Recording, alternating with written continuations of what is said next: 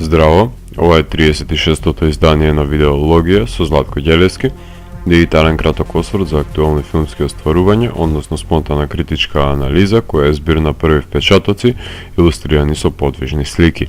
На денешниот репертоар е Perfect Strangers на Алекс де ла Иглесија, во кој станува збор за 7 пријатели кои се збираат по повод заедничка вечера и одлучуваат да играат игра во која сите пораки, фотографии и повици на мобилните телефони ќе бидат прочитани, погледнати и слушнати на глас од сите пријатели.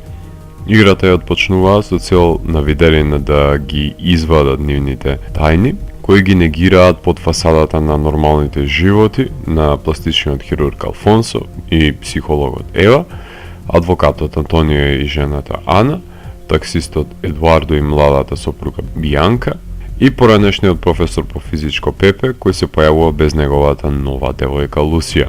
По првиот повик обелоденетите тајни отпочнуваат драматуршки конфликти и со секое ново заплеткување се забрзува динамиката на филмот.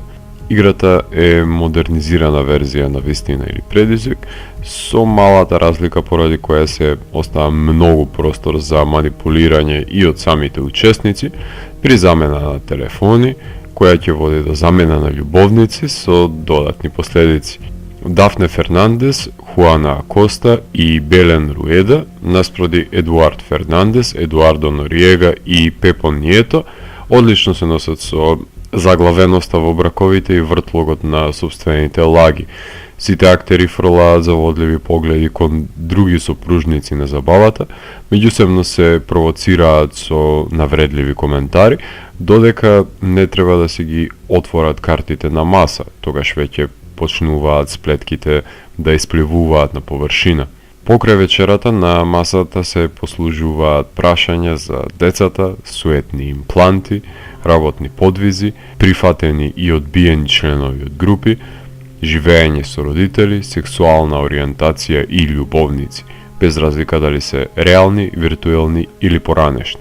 Не би било ова филм на Алекс де ла Иглесија доколку не би сервирал некаков надприроден елемент во игра, односно тука е крвавото помрачување на месечината, кое во научно-фантастичен манир си поигрува со категоријата на времето и ирационалното однесување, односно беглиот немир кај луѓето. Колку што технологијата им служи на луѓето да воспостават комуникација, толку истата е способна да биде канал за уништување на воспоставените врски.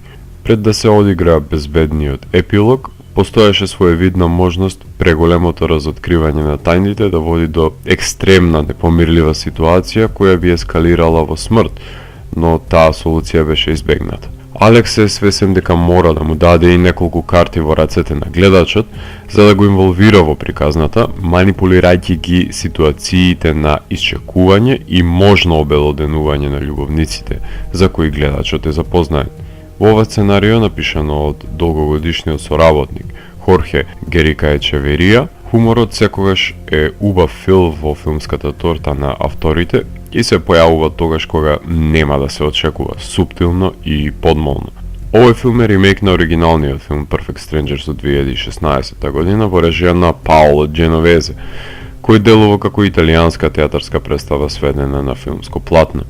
Плашејќи се дека филмот на Иглесија ќе изгледа како пасивно наснимена театарска поставка, режисерот внесува доволно движење на камерата, кружејќи околу актерите и будно следејќи ја секоја реплика и реакција на истата, само за да го прелаже гледачот дека не гледа филм снимен во една локација, нали, Carnage и The Party. Тука се поставува прашањето дали на филмот ќе се гледа како рециклажа или сосема доволно иновативна интервенција за потхранување на премисата, со оглед на тоа што оригиналниот филм ниту е стар, ниту е заборавен.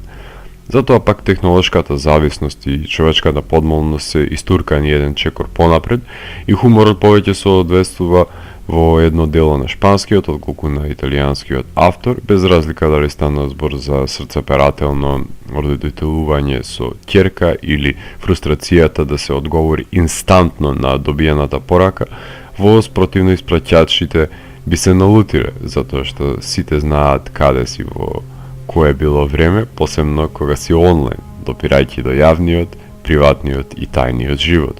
Алекс де ла Иглесија има енормен каталог на изданија, кој од кои му се филмовите посмешни, позабавни, односно човекот е вешт создател на комедии со црн хумор, подхранети со некој концепт позајмен од хорор жанрот и со помош на катастрофална грешка, сите негови филмови заминуваат во непредвидливи теченија.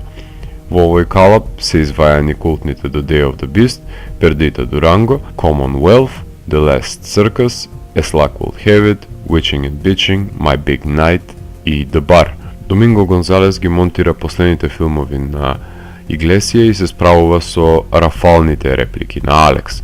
Режисерот ја зачести и соработката со Анхел Аморос, кој беше кинематограф на The Bar, докажувајќи дека знае да произведе тензична ситуација од затворени ликови во клаустрофобична позиционираност.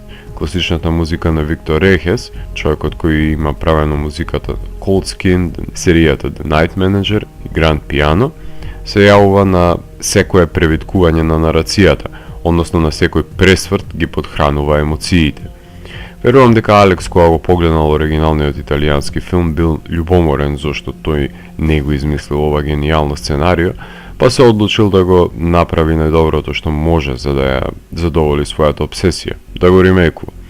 Уигра се и правата за англиската верзија на филмот, така што нема крај на мозењето на оригиналниот концепт. Ако морам да го евалуирам, тогаш Perfect Strangers од мене има 4 од 5.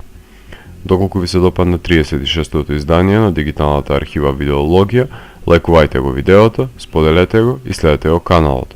Постегнете и по останатите рецензии на виртуелната полица. Ви благодарам за вниманието. Поздрав!